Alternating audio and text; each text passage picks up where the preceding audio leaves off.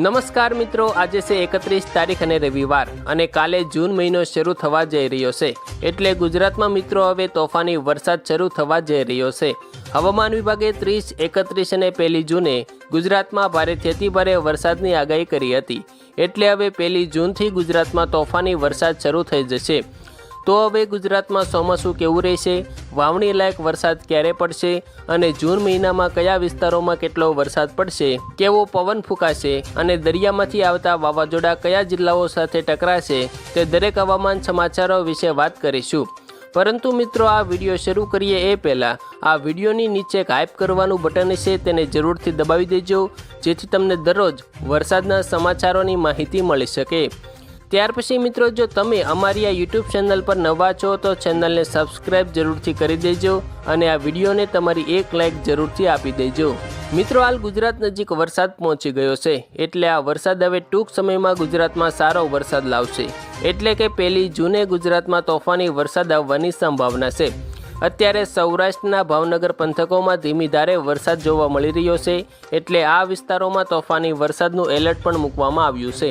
મિત્રો, ત્યાર પછી વિગતથી વાત કરીએ તો હવે મે મહિનો પૂરો થવા જઈ રહ્યો છે, ત્યારે આખા મહિના દરમિયાન સમગ્ર ગુજરાતમાં કાળઝાળ ગરમીનો પ્રકોપ જોવા મળી રહ્યો છે।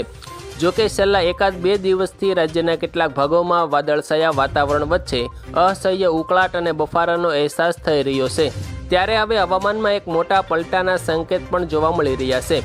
હકીકતમાં જાણીતા હવામાન નિષ્ણાત પરેશ ગોસ્વામીના જણાવ્યા પ્રમાણે આજે રાતથી જ ગુજરાતમાં પ્રી મોન્સૂન એક્ટિવિટીની વિધિવત શરૂઆત થઈ જશે।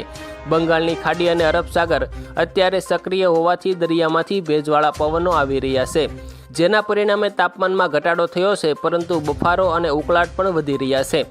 આગામી 8 જૂન સુધી પ્રી મોન્સૂન એક્ટિવિટી ચાલવાની છે, જેમાં મિત્રો 4 જૂન સુધી વરસાદની તીવ્રતા વધારે જોવા મળશે। ખાસ કરીને અમદાવાદ, ગાંધીનગર, મહેસાણા, પાટણ, અરવલ્લી, બનાસકાંઠા, સાબરકાંઠા, વડોદરા, આણંદ, મહીસાગર અને પંચમહાલ જેવા જિલ્લાઓમાં પણ ગાજવીજ અને તોફાની પવન સાથે વરસાદ પડી શકે છે। આ સિવાય મિત્રો, મધ્યપ્રદેશની સરહદને અડીને આવેલા દાહોદ, ગોધરા અને છોટાઉદેપુરના જિલ્લાઓમાં છૂટાછવાયા પવન સાથે વરસાદી ઝાપટા પડી શકે છે। ત્યાર પછી મિત્રો, દક્ષિણ ગુજરાતના સુરત, વલસાડ, નવસારી, બારડોલી અને ડાંગ જેવા જિલ્લાઓમાં પણ 4 જૂન સુધી વરસાદી માહોલ જોવા મળશે, જ્યારે સૌરાષ્ટ્રના દરિયાકાંઠાના જૂનાગઢ, ગીર સોમનાથ, અમરેલી, ભાવનગર અને બોટાદમાં પણ પ્રી મોન્સૂન વરસાદની તીવ્રતા વધારે જોવા મળી શકે છે।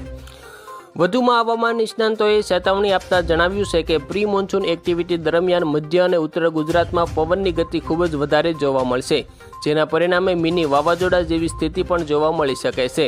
આ દરમિયાન તોફાની પવન ફૂંકાવાને કારણે મકાનોના સાપરા ઉડવા, હોર્ડિંગ્સ પડવા અને વૃક્ષો ધરાશાયી થવા જેવી ઘટનાઓ પણ બની શકે છે। અત્યારે આ પ્રી મોન્સૂન એક્ટિવિટીના ભાગરૂપે છૂટાછવાયા ભાગોમાં ગાજવીજ સાથે વરસાદી ઝાપટા પડવાની શક્યતા છે, જેમાં કેટલાક ભાગોમાં 1 ઇંચથી 2 ઇંચ સુધીનો વરસાદ ખાબકશે, પરંતુ વાવણી લાયક નહીં હોય।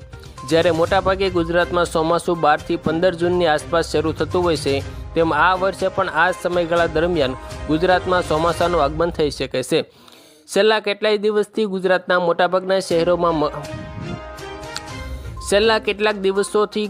મોટાભાગના શહેરોમાં મહત્તમ તાપમાનનો પારો 43 ડિગ્રીની આસપાસ નોંધાતો હતો।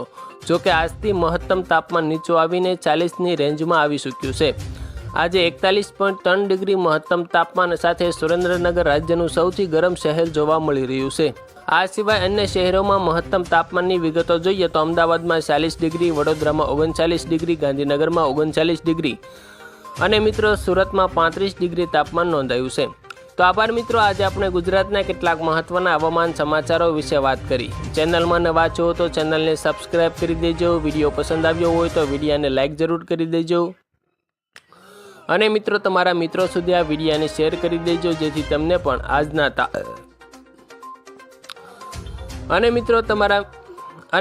ત્યાર પછી તમારા મિત્રો સુધી આ વિડીયોને શેર કરી દેજો, જેથી તમને પણ આજના તાજા અને મહત્વના હવામાન સમાચારો વિશે માહિતી તે પણ મેળવી શકે।